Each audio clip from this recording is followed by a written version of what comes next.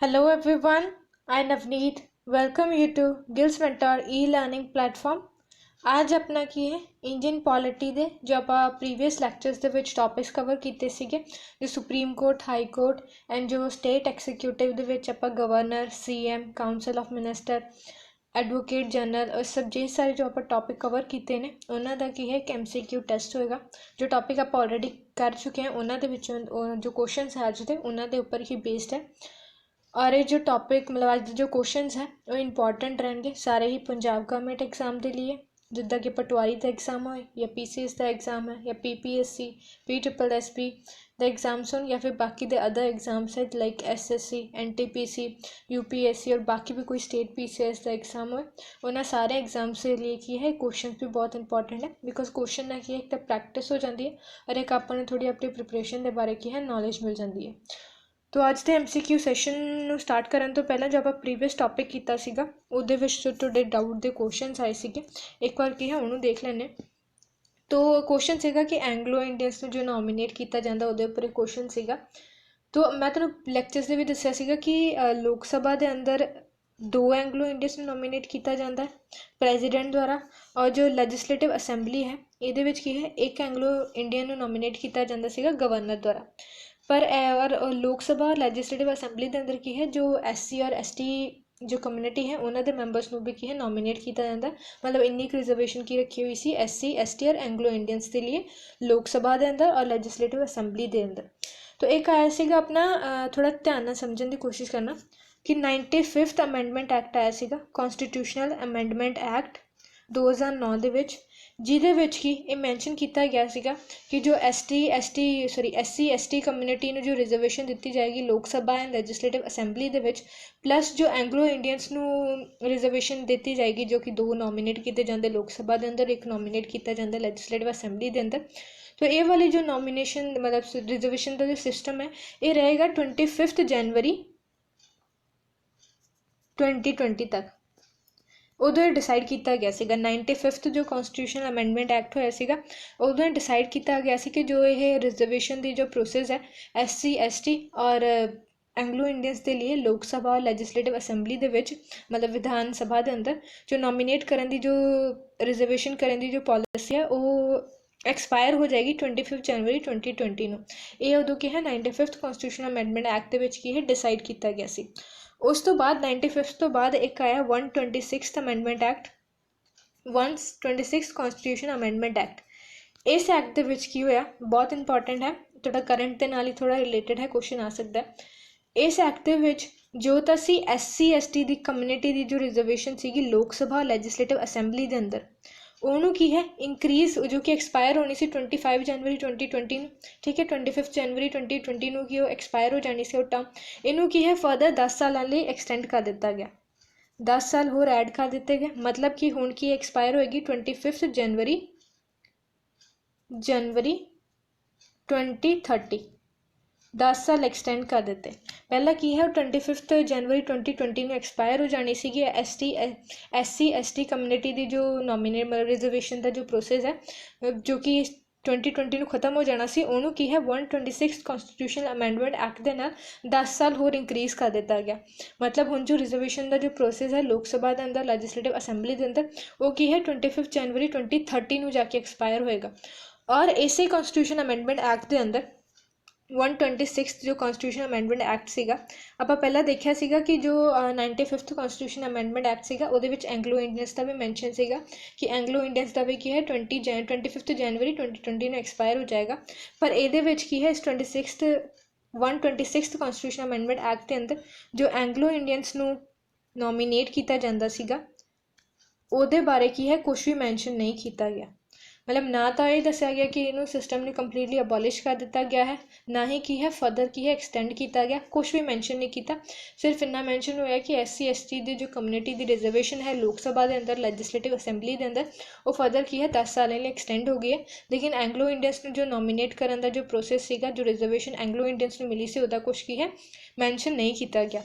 और ये टर्म की है अपनी 25 जनवरी 2020 ਨੂੰ ਐਕਸਪਾਇਰ ਹੋਣੀ ਸੀ ਤੇ ਕੁਛ ਅੱਗੇ ਮੈਂਸ਼ਨ ਨਹੀਂ ਹੋਇਆ, ਨਾ ਐਕਸਟੈਂਡ ਕੀਤਾ ਗਿਆ, ਨਾ ਅਬੋਲਿਸ਼ ਕੀਤਾ ਗਿਆ। तो ये टर्म की है 25 जनवरी 2020 ਨੂੰ ਕੀ ਹੈ ਐਕਸਪਾਇਰਡ ਹੋ ਗਈ।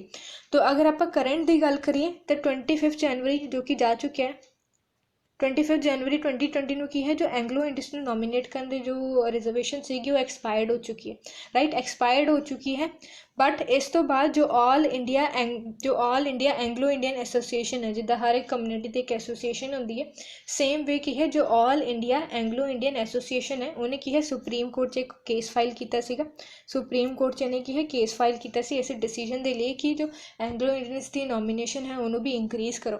ਲੇਕਿਨ ਉਸ ਤੋਂ ਬਾਅਦ ਆਪਣੀ ਜੋ ਪੈਂਡੇਮਿਕ ਦੀ ਸਿਚੁਏਸ਼ਨ ਹੈ ਕਰੰਟ COVID-19 ਦੀ, ਉਹਦੀ ਵਜ੍ਹਾ ਨਾਲ ਸਾਰਾ ਕੁਛ ਲੋਕਡਾਊਨ 'ਚ ਹੋ ਗਿਆ। तो ਉਹਦੀ ਵਜ੍ਹਾ ਨਾਲ ਕੇਸ ਦੀ ਹੀਅਰਿੰਗ ਨਹੀਂ ਹੋ ਪਾਈ ਹੈ, ਮਤਲਬ ਕੇਸ ਸਿਰਫ ਅਜੇ ਤੱਕ ਪੇਪਰਸ ਦੇ ਵਿੱਚ ਹੀ, ਐਗਜ਼ੈਕਟ ਦੇ ਵਿੱਚ ਕੋਈ ਡਿਸੀਜਨ ਨਹੀਂ ਆਇਆ ਹੈ। ਬਟ ਯੈਸ ਅਜੇ ਤੱਕ ਆਪਾਂ ਮਤਲਬ ਅਗਰ ਆਪਾਂ ਕਰੰਟ ਦੀ ਗੱਲ ਕਰੀਏ ਤਾਂ ਐਂਗਲੋ ਇੰਡੀਅਨਸ ਨੂੰ ਨੋਮੀਨੇਟ ਕਰਨ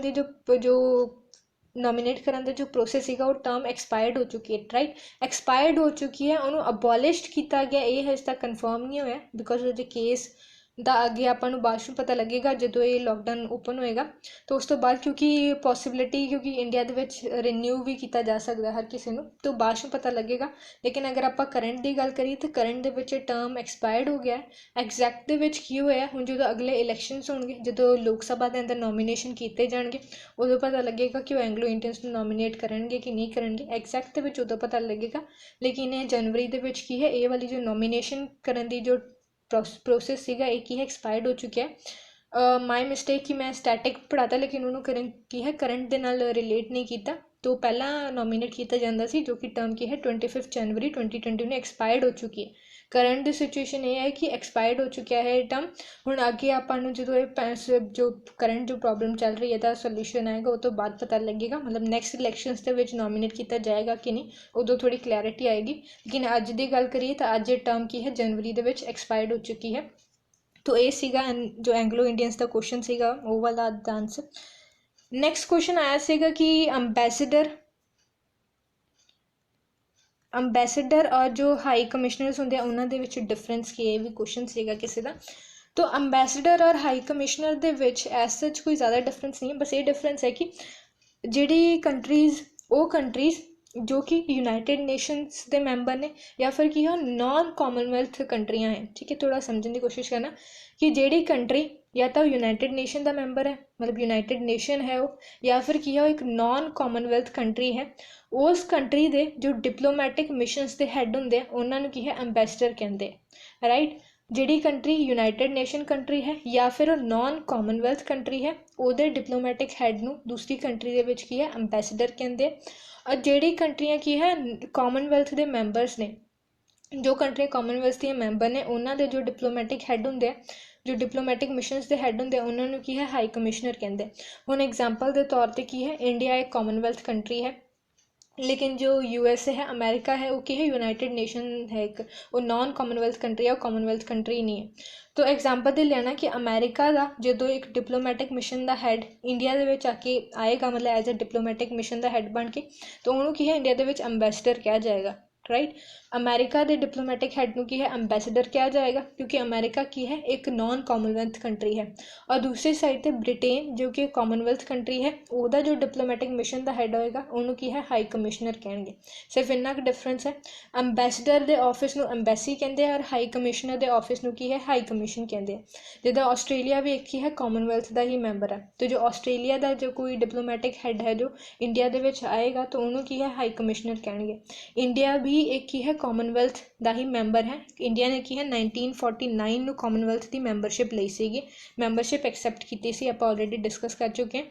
तो इंडिया का जो डिप्लोमैटिक हैड है वो ब्रिटेन के विच जाके की है हाई कमिश्नर कहलाएगा, पर दूसरी साइड पर अमेरिका के की है अंबैसडर कहलाएगा क्योंकि अमेरिका एक नॉन कॉमनवैल्थ कंट्री है। तो सिर्फ इन्ना डिफरेंस है, कॉमनवैल्थ कंट्रीज़ के जो डिप्लोमैटिक हैड होंगे उन्होंने की है हाई कमिश्नर कहते हैं, और जो यूनाइटेड नेशनस वाली कंट्री है या फिर नॉन कॉमनवैल्थ कंट्री है उन्होंने डिप्लोमैटिक हैड नूं की है अंबैसडर कहते हैं। फंक्शनस ऑलमोस्ट उन्होंने सिमिलर ही है। अंबैसडर के ऑफिस नूं एम्बैसी कहते हैं, हाई कमिश्नर के ऑफिस नूं की है हाई कमीशन कहते हैं। तो जिन्हों का डाउट सीगा अंबैसडर और हाई कमिश्नर के which the difference, I hope उन्होंने क्लीयर हो गया होगा, नहीं होया तो दोबारा की है कमेंट कर देना, मैं नैक्सट लैक्चर के थोड़ा डिटेल के एक्सप्लेन कर दूँगी होर। तो स्टार्ट करते हैं अपना अज दा क्वेश्चंस MCQs जो मेन अपना अज दा टॉपिक है वो हुण स्टार्ट करांगे आपां। तो स्टार्ट करते हैं अपने फर्स्ट क्वेश्चन तो। फर्स्ट क्वेश्चन की है, थोड़े ऑप्शंस दी डिस्प्लेस हो गए थोड़ा, मैं नाल तुहानूं की है डिक्टेट कर दूंगी। तो फर्स्ट क्वेश्चन है अपना, which among the following is the final authority to interpret the constitution of India.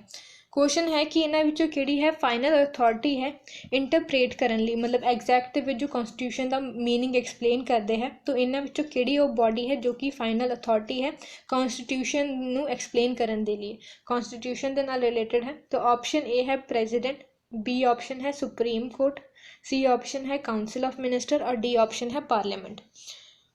तो अगर आप कॉन्स्टिट्यूशन की गल करिए तो कॉन्स्टिट्यूशन एक्सप्लेन करन दी, इंटरप्रेट करन दी जो हायर फाइनल अथॉरिटी है, मतलब हाईएस्ट अथॉरिटी भी आप कह सकते हैं, फाइनल अथॉरिटी भी आप कह सकते हैं, तो सुप्रीम कोर्ट है।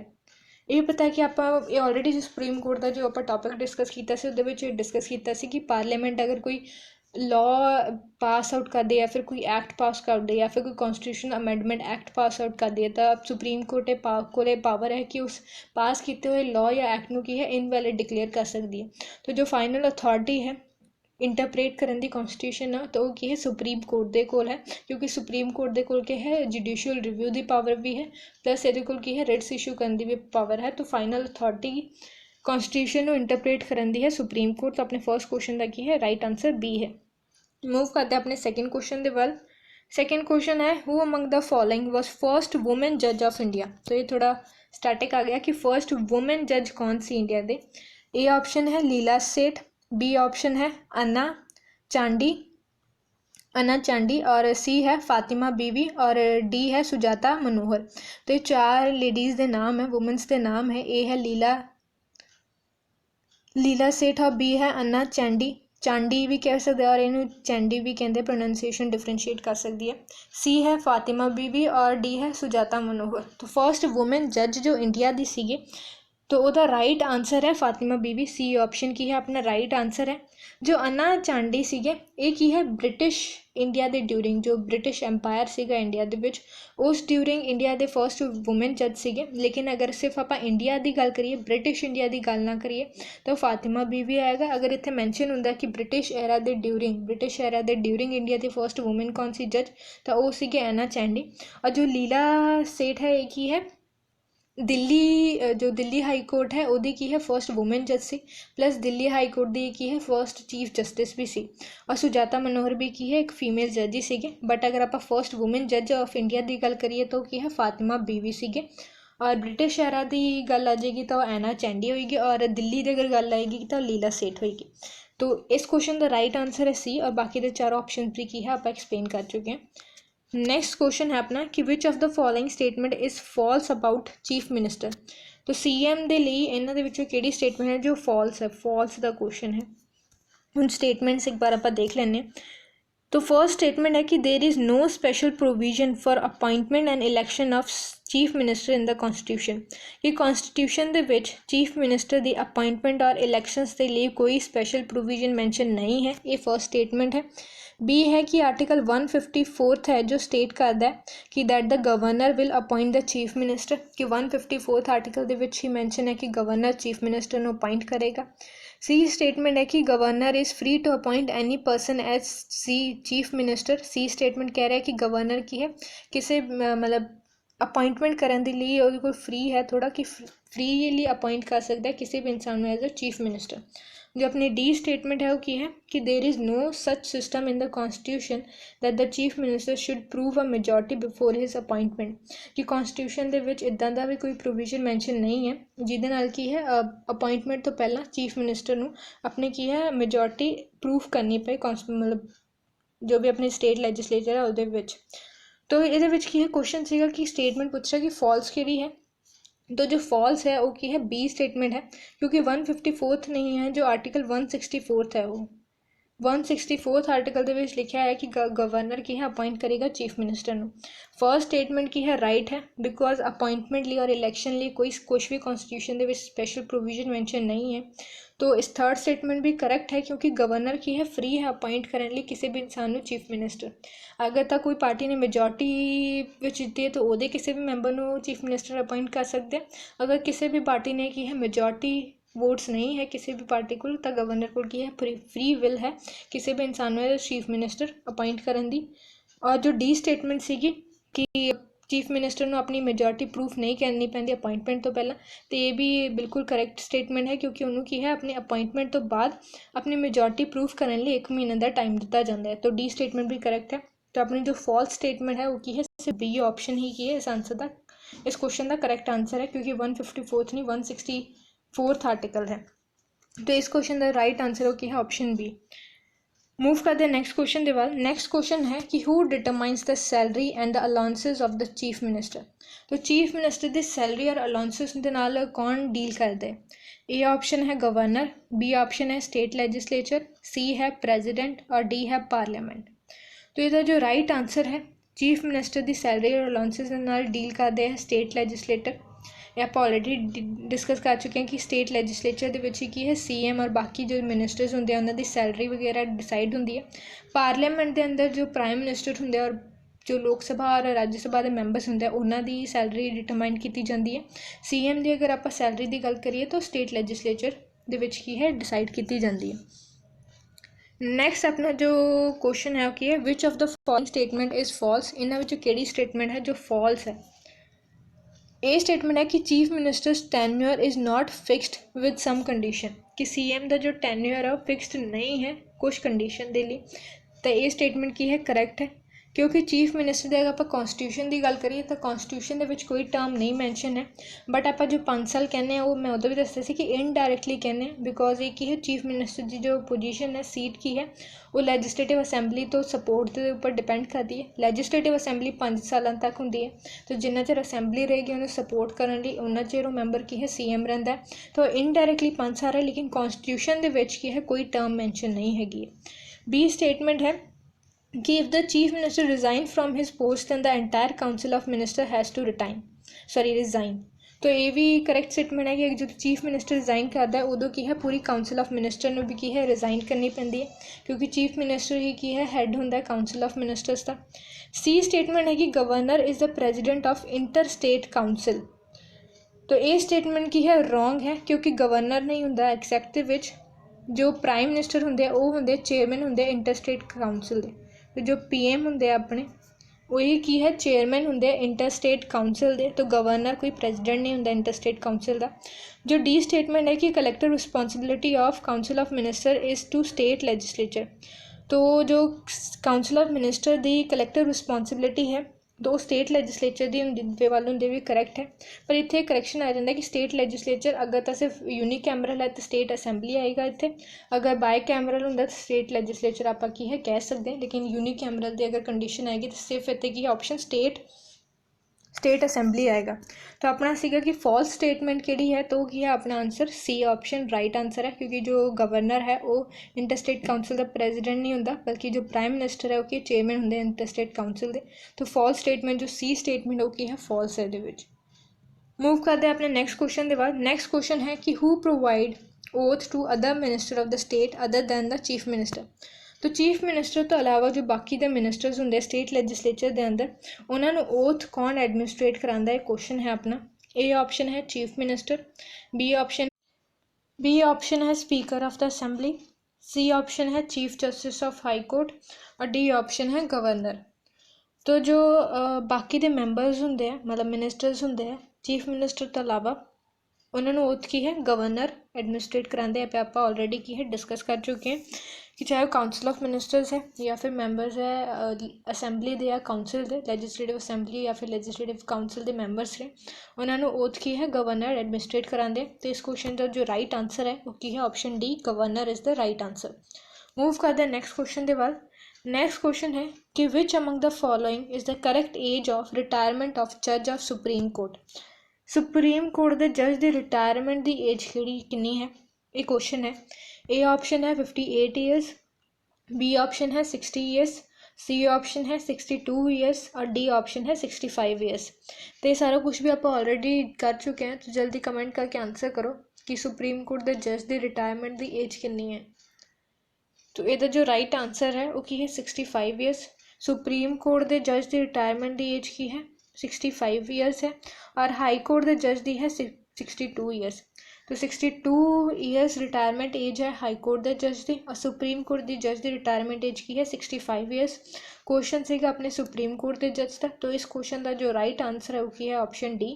ऑप्शन डी है जो अपना राइट आंसर है। मूव करते हैं अपने नेक्स्ट क्वेश्चन के बाद। नेक्स्ट क्वेश्चन है कि advocate general of state shall hold office during the pleasure of. तो जो एडवोकेट जनरल ऑफ स्टेट होंगे, जो स्टेट के हाईएस्ट लॉ ऑफिसर्स होंगे है, जो जिदा कि अटॉर्नी जनरल होंगे सेंटर के, उदा ही एडवोकेट जनरल होंगे स्टेट के, जिदा आप कंप्लीट दे डिस्कस कर चुके हैं। तो क्वेश्चन है कि ये जो ऑफिस है इन्हों का, इन्हों जो टर्म है वो किन्हों के प्लेजर के उपर डिपेंड करता है, मतलब मेनली कौन डिसाइड करते हैं। ए ऑप्शन है प्रेजिडेंट, बी ऑप्शन है गवर्नर, सी ऑप्शन है चीफ मिनिस्टर और डी ऑप्शन है काउंसिल ऑफ मिनिस्टर। तो जो एडवोकेट जनरल होंदा है, इहदा जो ऑफिस होंदा है, टर्म होंदा है, वो की है गवर्नर के प्लेजर के उपर डिपेंड करता है। तो बी ऑप्शन की है जो राइट आंसर है। जो प्रेजिडेंट है वो की है जो अटॉर्नी जनरल होंगे उन्होंने टर्म डिसाइड करते हैं। जो एडवोकेट जनरल होंगे स्टेट के, उन्होंने टर्म की है वो गवर्नर ऑफ द स्टेट के प्लेजर के उपर डिपेंड करता है, मतलब जिन्ना चिर गवर्नर चाहता है उन्ना चिर की अपना ऑफिस में होल्ड कर सकते हैं। तो इस क्वेश्चन का जो राइट आंसर है वो की है बी ऑप्शन की है इस क्वेश्चन का राइट आंसर है। मूव करते हैं नेक्स्ट क्वेश्चन के बाद। नेक्स्ट क्वेश्चन है कि टिल नाउ हाउ मैनी जजेस of supreme court of India have been removed from office through impeachment. तो इंपीचमेंट के प्रोसेस के थ्रू सुप्रीम कोर्ट के किन्ने जज अज तक जिन्होंने कि रिमूव कर जा चुका है। तो सुप्रीम कोर्ट के जो जज होंगे उन्होंने भी जो रिमूव करने का प्रोसेस होंगे उन्हें इंपीचमेंट ही कहते हैं। तो क्वेश्चन है कि किन्ने जजिस का अज तक की है सुप्रीम कोर्ट के जजिस का इंपीचमेंट हो चुका है। ए ऑप्शन है 1, बी ऑप्शन है 2, सी ऑप्शन है 3 और डी ऑप्शन है नन। तो यदा जो राइट आंसर है वो की है नन आएगा, क्योंकि अज तक की है किसी भी सुप्रीम कोर्ट के जज का इंपीचमेंट नहीं होया है। तो नन जो है अपना राइट आंसर है कि किसी का भी नहीं होया। तो जीरो जो ऑप्शन नन ऑप्शन की है इस क्वेश्चन का राइट आंसर है, जो कि है डी। तो डी ऑप्शन जो अपना राइट आंसर है इस क्वेश्चन का। मूव करते हैं नेक्स्ट क्वेश्चन के बाद। नेक्स्ट क्वेश्चन है कि if president and vice president both are unavailable who among the following would discharge the function. तो अगर सपोज आप देखिए कि जो प्रेजिडेंट की एबसेंटीज के की है वाइस प्रेजिडेंट का ऑफिस हैंडल करते हैं। तो उन क्वेश्चन है कि अगर प्रेजिडेंट और वाइस प्रेजिडेंट दोनों ही एबसेंट हो, मतलब दोनों ही due to some reasons office में अटेंड नहीं कर सकते हैं, तो उस टाइम पर प्रेजिडेंट के जो प्रेजिडेंट की जिन्नी भी ड्यूटीज़ होंगी है फंक्शनस है उन्होंने डिस्चार्ज कौन करते हैं, मतलब प्रेजिडेंट और वाइस प्रेजिडेंट की एबसेंट के कौन एज अ टैंपरेरी प्रेजिडेंट की है अपॉइंट किए जाते हैं, ये क्वेश्चन है। ए ऑप्शन है प्राइम मिनिस्टर, बी ऑप्शन है लोकसभा स्पीकर, सी ऑप्शन है chief justice of India, D option है any person nominated by president और वाइस प्रेजिडेंट, कि प्रेजिडेंट या फिर वाइस प्रेजिडेंट द्वारा ही कोई बंदा नॉमिनेट किया जाता है। ये ऑप्शंस ने अपने। तो ये जो राइट आंसर है वो की ऑप्शन सी होएगा। चीफ जस्टिस ऑफ जो इंडिया होंगे वो की है प्रेजिडेंट और वाइस प्रेजिडेंट की एबसेंट के मतलब अगर प्रेजिडेंट एबसेंट है तो vice president as a president act करते हैं। अगर वाइस प्रेजिडेंट भी एबसेंट है तो जो चीफ जस्टिस ऑफ इंडिया होंगे वो की है एज अ टैंपरेरी प्रेजिडेंट अपने जो प्रेजिडेंट के जो फंक्शंस होंगे ड्यूटीज़ होंगे उन्होंने की है डिस्चार्ज करते हैं। तो इस क्वेश्चन का जो राइट आंसर है वो की है ऑप्शन सी। नेक्स्ट क्वेश्चन है कि state of Uttarakhand high court is located at. तो जो उत्तराखंड का हाई कोर्ट है वो सीट कितने है, कि लोकेशन है। तो इदा के क्वेश्चन जो है पटवारी या पंजाब गवर्नमेंट एग्जाम के नहीं आएंगे। एक क्वेश्चन जो SSC NTPC UPSC का एग्जाम्स है उन्होंने इदा के क्वेश्चन आते हैं। तो उत्तराखंड के हाई कोर्ट की सीट कितने क्वेश्चन है अपना। ए ऑप्शन है देहरादून, बी ऑप्शन है नैनीताल, सी ऑप्शन है हरिद्वार और डी ऑप्शन है टिहरी गढ़वाल। तो इधर जो राइट आंसर है वो की है बी नैनीताल। जो उत्तराखंड है उसके हाई कोर्ट की सीट कितने है नैनीताल के विच है। तो जो भी तुहाडे UPSC या NTPC या SSC एग्जाम्स जिन्हों का टारगेट है वो की है एक जिन्हें भी इंपॉर्टेंट स्टेट्स है उन्होंने जो हाई कोर्ट की जो सीट्स है उन्होंने भी एक बार की है देख लेना, याद करने की लोड़ नहीं है, सिर्फ देख लेना ताकि तुहानूं की ऑप्शंस देख के थोड़ा आइडिया हो जाए। तो उत्तराखंड के हाई कोर्ट की जो सीट है वो की है नैनीताल के विच है, जो कि बी ऑप्शन है। तो इस क्वेश्चन का जो बी ऑप्शन है वो की है राइट आंसर है। देखते हैं अपने नेक्स्ट क्वेश्चन के बाद नेक्स्ट क्वेश्चन है कि bring out the only correct statement. तो इन्होंने विच आपां की है ओनली करैक्ट स्टेटमेंट दसनी है, राइट स्टेटमेंट दसनी है सिर्फ। ये स्टेटमेंट है कि द नंबर ऑफ जजेस in the high court is fixed by the state legislator of the respective state. कि जो हाई कोर्ट के जजेस होंगे है उन्हों के जो नंबरस है उन्होंने की है स्टेट लेजिस्लेचर जो है वो फिक्स कर दे, मतलब डिसाइड कर दे। एक क्वेश्चन है ने सॉरी स्टेटमेंट है एक अपनी। जो बी स्टेटमेंट है वो की है नंबर ऑफ जजेस of high court may be altered by the governor of the state on recommendation of the president. कि जो स्टेट के जजेस के स्टेट के हाई कोर्ट के जजेस का नंबर है उन्होंने की है गवर्नर अल्टर कर सकते हैं, मतलब चेंज कर सकते हैं प्रेजिडेंट की रिकमेंडेशन। तो ये बी स्टेटमेंट है। सी स्टेटमेंट है कि नंबर ऑफ द जजेस in high court is decided by the president. कि प्रेजिडेंट डिसाइड करता है जजेस के नंबर, हाई कोर्ट के जजेस के नंबर। ये सी स्टेटमेंट है। और डी स्टेटमेंट है कि नंबर ऑफ द जजेस in high court is fixed for some each state by the parliament. कि जो जजेस का नंबर होंगे हाई कोर्ट के जजेस का नंबर की है पार्लीमेंट द्वारा फिक्स किया जाता है। तो ये की है अपनी 4 स्टेटमेंट है, इन्होंने आप की है सिर्फ करैक्ट स्टेटमेंट दसनी है। तो इन्हों जो करैक्ट स्टेटमेंट है वो की है सी स्टेटमेंट करैक्ट है, बाकी दी ए भी इनकरैक्ट है। स्टेट लेजिस्लेचर का कोई रोल नहीं होंदा जजेस के नंबर्स के विच। बी स्टेटमेंट भी बिल्कुल गलत है क्योंकि गवर्नर का भी कोई रोल नहीं होंदा हाई कोर्ट के जजेस के नंबर्स के विच। सिर्फ और सिर्फ की है प्रेजिडेंट ही डिसाइड करते हैं कि जो जजेस का नंबर हाई कोर्ट के विच कि स्टेट के हाई कोर्ट के किन्ने जजेस होंगे, एक ही है प्रेजिडेंट डिसाइड करते हैं, ना ही की है पार्लीमेंट डिसाइड करती है। तो ओनली करैक्ट स्टेटमेंट जो है वो सी ऑप्शन है। और ये अपन एक होर क्वेश्चन का आंसर मिल जाता है कि जो high court state high court से जजेस का नंबर है वो की है प्रेजिडेंट द्वारा डिसाइड किया जाता है।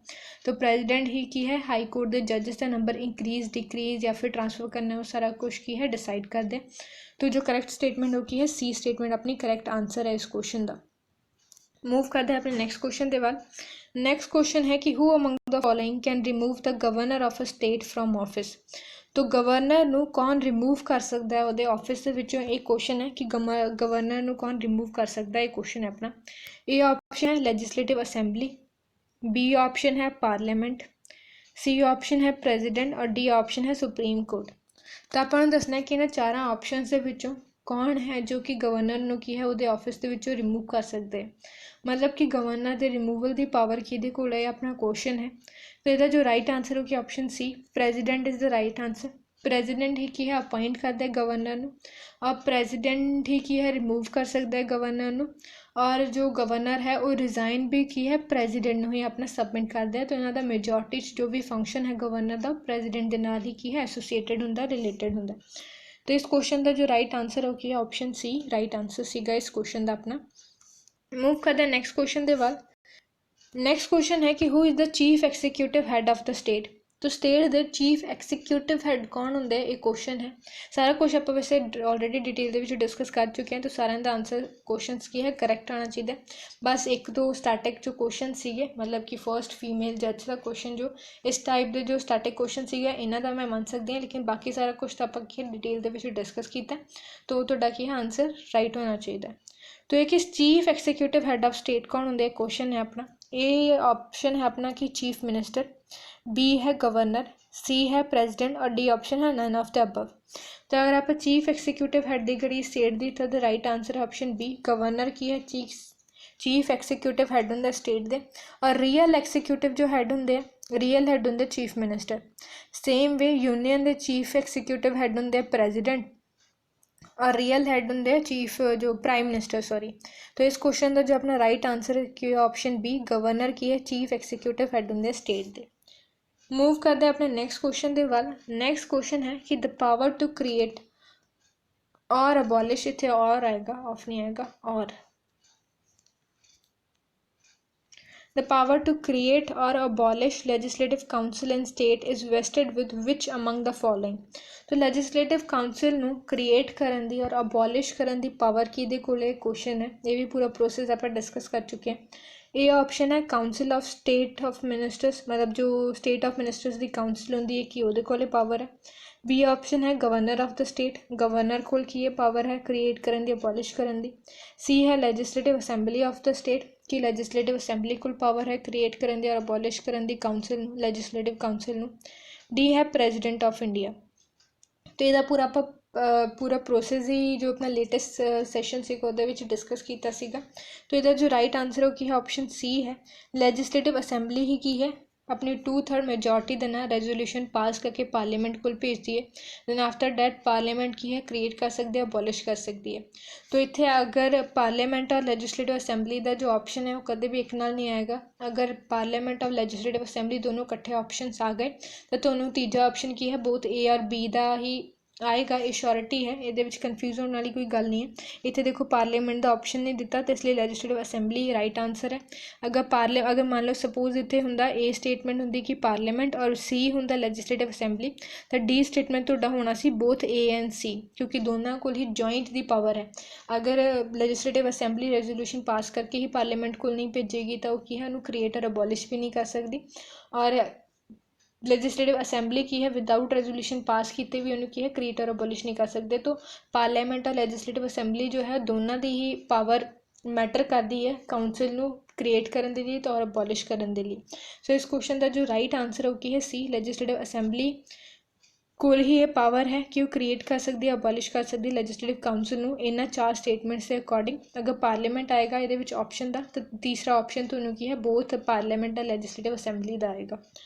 तो इस क्वेश्चन का जो राइट आंसर है ऑप्शन सी। मूव करते हैं नेक्स्ट क्वेश्चन के बाद। नेक्स्ट क्वेश्चन है कि which of the following article deals with the appointment duty and tenure of the advocate general of state. तो एडवोकेट जनरल होंगे जो स्टेट के हाईएस्ट जो लॉ ऑफिसर होंगे उन्होंने दे अपॉइंटमेंट ड्यूटी और टेन्योर का मैंशन किहड़े आर्टिकल दे विच है। ये क्वेश्चन है। ए ऑप्शन है 155 आर्टिकल, बी है 160th आर्टिकल, सी ऑप्शन है 162 आर्टिकल और डी ऑप्शन है अपना 165 आर्टिकल। तो इसका जो राइट आंसर है वो की है डी ऑप्शन 165 आर्टिकल के विच की है एडवोकेट जनरल ऑफ स्टेट के अपॉइंटमेंट का ड्यूटी का और टेन्योर का की है सारा कुछ मैंशन है। एडवोकेट जनरल अपॉइंट करते हैं president governor, advocate general of state में अपॉइंट करते हैं गवर्नर। रिमूवल भी इन्हों गवर्नर कर सकते और रिजाइन भी की है गवर्नर नहीं करते। तो इन्हों सारा कुछ की है गवर्नर के नाल ही रिलेटेड होंगे एडवोकेट जनरल का। और अपने अगर आर्टिकल की गल करिए तो आर्टिकल है 165। तो इस क्वेश्चन का जो राइट आंसर है वो की है 165। मूव करते हैं अपने नेक्स्ट क्वेश्चन के बाद। नेक्स्ट क्वेश्चन है कि what is the minimum age to be appointed as chief minister of a state. तो चीफ मिनिस्टर की अपॉइंटमेंट के लिए मिनिमम एज कितनी होनी चाहिए, एक क्वेश्चन है। ए ऑप्शन है 25 ईयर्स, बी ऑप्शन है 30 ईयर्स, सी ऑप्शन है 35 ईयर्स और डी ऑप्शन है 18 ईयर्स। तो 4 ऑप्शन देते हैं। तो जल्दी कमेंट करके आंसर करो कि चीफ मिनिस्टर की अपॉइंटमेंट के लिए मिनिमम एज कितनी रिक्वायर्ड है। तो इस क्वेश्चन का जो राइट आंसर है वो है 25 ईयर्स की एज है। जो चीफ मिनिस्टर है वो की है लैजिस्लेटिव असैम्बली और काउंसिल दोनों के विचों ही आ सकता है। लैजिस्लेटिव असैम्बली की एज है 25 और काउंसिल की एज है 30। पर इतने की है मिनिमम की गल हो रही है तो 30 और 25 अगर आप कंपैरिजन करिए तो मिनिमम की है 25 ईयर्स की एज आती है। तो इसलिए मिनिमम एज की गल करिए तो चीफ मिनिस्टर की अपॉइंटमेंट के लिए मिनिमम एज की है 25 ईयर्स है, जो कि इस क्वेश्चन का राइट आंसर है। मूव करते हैं अपने नेक्स्ट क्वेश्चन के बाद। नेक्स्ट क्वेश्चन है कि the state council is responsible to whom. तो जो स्टेट काउंसिल ऑफ मिनिस्टर्स होंगे किहदे वाल रिस्पॉन्सिबल होंगे, कलैक्टिवली रिस्पॉन्सिबल किहदे वाल होंगे, क्वेश्चन है। ए ऑप्शन है टू द गवर्नर कि वो गवर्नर के वाल रिस्पॉन्सिबल होंगे कलैक्टिवली। बी ऑप्शन है लैजिस्लेटिव असैम्बली, सी है लैजिस्लेटिव काउंसिल और डी है स्टेट लैजिस्लेचर। तो क्वेश्चन है कि स्टेट काउंसिल ऑफ मिनिस्टर्स जो होंगे वो कलैक्टिवली किहदे वाल रिस्पॉन्सिबल होंगी है। तो कलैक्टिवली की है मैं तुम्हें प्रीवियस भी जो आप ऑप्शन देखे से क्या सी कि एक करैक्शन है स्टेट लैजिस्लेचर नहीं स्टेट असैम्बली, मतलब जो लैजिस्लेटिव असैम्बली होंगी एग्जैक्ट वो वाल रिस्पॉन्सिबल होंगी है। तो इस क्वेश्चन का राइट आंसर जो है बी आएगा, क्योंकि लैजिस्लेटिव जो स्टेट काउंसिल ऑफ मिनिस्टर होंगी है वो स्टेट की जो लैजिस्लेटिव असैम्बली होंगी है वो वाले मेजोरिटी के रिस्पॉन्सिबल होंगी है। बिकॉज अपनी कुछ स्टेट के जो लैजिस्लेटिव काउंसिल है वो है ही नहीं। तो यदा जो राइट आंसर है वो स्टेट लैजिस्लेटिव असैम्बली आएगा। जो अगर लैजिस्लेटिव असैम्बली की है अगर नो कॉन्फिडेंस मोशन पास कर दे तो स्टेट के जो काउंसिल ऑफ मिनिस्टर्स होंगे उन्होंने रिजाइन करना पैंदा। प्लस अगर स्टेट के जो काउंसिल ऑफ मिनिस्टर है वो गवर्नर जो गवर्नर ਨੂੰ ਕੀ ਹੈ ਰਿਕਮੈਂਡ ਕਰਨ ਲੈਜਿਸਲੇਟਿਵ ਅਸੈਂਬਲੀ ਨੂੰ ਡਿਸਮਿਸ ਕਰਨ ਲਈ ਤੇ ਗਵਰਨਰ ਕੀ ਹੈ ਲੈਜਿਸਲੇਟਿਵ ਅਸੈਂਬਲੀ ਨੂੰ ਵੀ ਕੀ ਹੈ ਡਿਸਮਿਸ ਕਰ ਸਕਦੇ ਆ। ਤਾਂ ਇਹ ਦੋਨੋਂ ਆਪਸ ਦੇ ਵਿੱਚ ਇੱਕ ਦੂਜੇ ਨੂੰ ਰਿਮੂਵ ਵੀ ਕਰ ਸਕਦੇ ਆ। ਔਰ ਜੋ ਸਟੇਟ ਕਾਊਂਸਿਲ ਆਫ ਮਿਨਿਸਟਰ ਦੀ ਅਗਰ ਆਪਾਂ ਕਲੈਕਟਿਵ ਰਿਸਪੌਂਸਿਬਿਲਿਟੀ ਦੀ ਗੱਲ ਕਰੀਏ ਤਾਂ ਉਹ ਕੀ ਹੈ ਲੈਜਿਸਲੇਟਿਵ ਅਸੈਂਬਲੀ ਦੇ ਵੱਲ ਆਉਂਦੀ ਹੈ। ਅਗਰ ਇੰਡੀਵਿਜੂਅਲ ਰਿਸਪੌਂਸਿਬਿਲਿਟੀ ਦੀ ਗੱਲ ਕਰੀਏ ਤਾਂ ਉਹ ਸੀਐਮ ਦੇ ਵੱਲ ਆਉਂਦੀ ਹੈ, ਚੀਫ ਮਿਨਿਸਟਰ ਦੇ ਵੱਲ ਆਉਂਦੀ ਹੈ। ਤੇ ਇਸ ਕੁਐਸਚਨ ਦਾ ਜੋ ਰਾਈਟ ਆਂਸਰ ਉਹ ਕੀ ਹੈ ਆਪਸ਼ਨ ਬੀ ਰਾਈਟ ਆਂਸਰ ਹੈ ਇਸ ਕੁਐਸਚਨ ਦਾ। मूव करते अपने नेक्स्ट क्वेश्चन के बाद। नेक्स्ट क्वेश्चन है कि advocate general of a state responsible to whom. तो जो एडवोकेट जनरल होंगे स्टेट का वो किहदे वाल रिस्पॉन्सिबल होंगे क्वेश्चन है। ए ऑप्शन है गवर्नर, बी ऑप्शन है चीफ मिनिस्टर, सी ऑप्शन है स्पीकर ऑफ द असैम्बली और डी है नन ऑफ दीज। तो जो एडवोकेट जनरल होंगे वो की है गवर्नर के वाल रिस्पॉन्सिबल होंगे बिकॉज ये अपॉइंटमेंट भी गवर्नर करते, रिमूवल भी गवर्नर ही कर सकते, टैन्योर भी गवर्नर डिसाइड करते और रिजाइन भी की है गवर्नर नूं कर सकते। तो इन्हां दा सारा कुछ की है गवर्नर दे नाल ही रिलेटेड होंदा है। तो इसलिए की है रिस्पॉन्सिबिलिटी की अगर आप गल करिए तो रिस्पॉन्सिबल होंगे टू गवर्नर, जो कि इस क्वेश्चन का की है राइट आंसर है और ऑप्शन है अपना A option.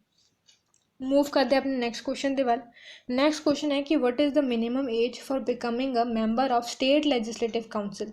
State legislative council का मैंबर बनने के लिए मिनिमम एज कितनी है। तो ए ऑप्शन है 18 ईयर्स, बी ऑप्शन है 21 ईयर्स, सी ऑप्शन है 25 ईयर्स और डी ऑप्शन है 30 ईयर्स।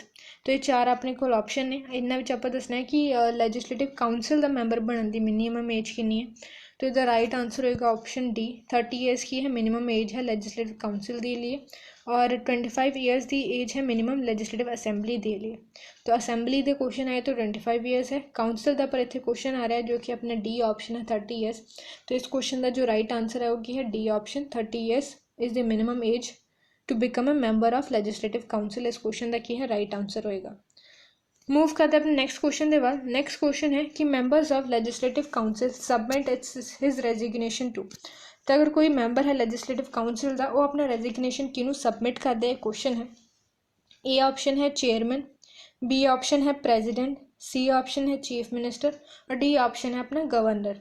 तो ये भी आप सारा कुछ ऑलरेडी डिटेल डिस्कस कर चुके हैं। तो जल्दी कमेंट करके आंसर करो कि लेजिस्लेटिव काउंसिल का जो मैंबर है अपना रेजिग्नेशन किनू सबमिट करता है। तो इस क्वेश्चन का जो राइट आंसर होएगा वो है चेयरमैन, क्योंकि जो लेजिस्लेटिव काउंसिल के जो हैड होंगे चेयरमैन होंगे। तो काउंसिल के जिन्ने भी मैंबर होंगे लेजिस्लेटिव काउंसिल के मैंबर्स वो सारे के सारे अपना रेजिग्नेशन लैटर की है चेयरमैन ही सबमिट कर दे।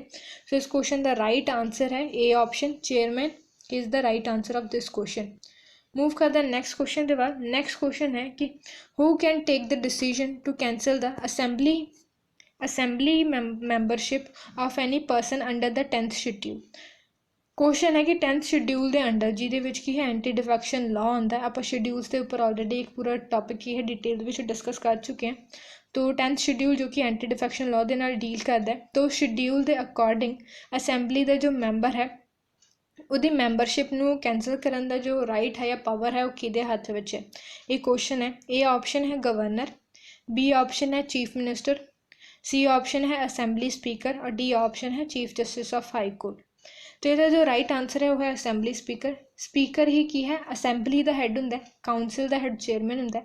तो स्पीकर ही की है किसी भी मैंबर की जो मैंबरशिप है उन्होंने कैंसल कर सकते हैं according to the 10th schedule. 10th schedule के अंदर जो भी प्रोविजन मैंशन ने उन्होंने अकॉर्डिंग की है असैम्बली के किसी भी मैंबर की की है मैंबरशिप में कैंसल कर सकते हैं स्पीकर।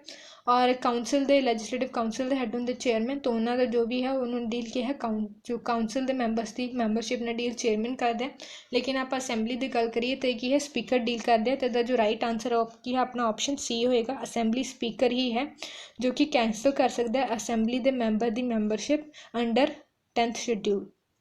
सो इस क्वेश्चन का जो राइट आंसर हो गया ऑप्शन सी। मूव करते नेक्स्ट क्वेश्चन के बाद। नेक्स्ट क्वेश्चन है कि speaker of legislative assembly surrenders his resignation to.